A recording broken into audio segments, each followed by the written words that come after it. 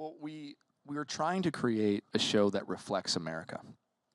And of course, because we're doing it ourselves, for the first few episodes, we do need the flashiness of celebrity.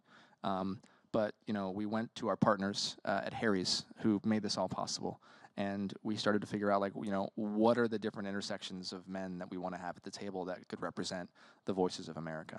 And it was a big challenge because not a lot of men are comfortable having this conversation in public.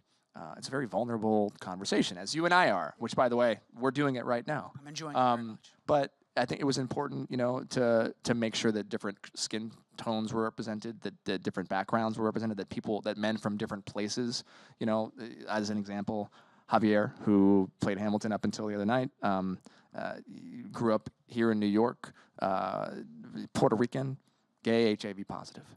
One of the most inspiring guys you'll ever meet in your entire life. That's a voice that you haven't heard talk about masculinity that often.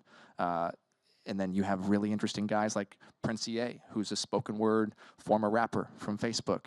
Matt McGorry, who's an outspoken intersectional feminist, who's just a gem of a human being. And Derek Huff, a ballroom dancer.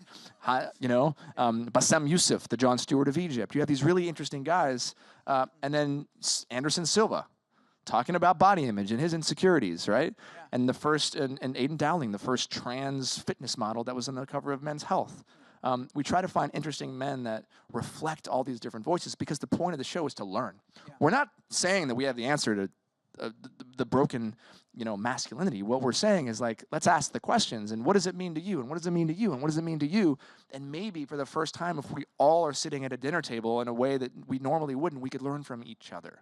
Because we don't have, as men, we operate in silos. We spend our lives trying to figure out what it means to be a man by looking in the mirror and looking at the men that we know.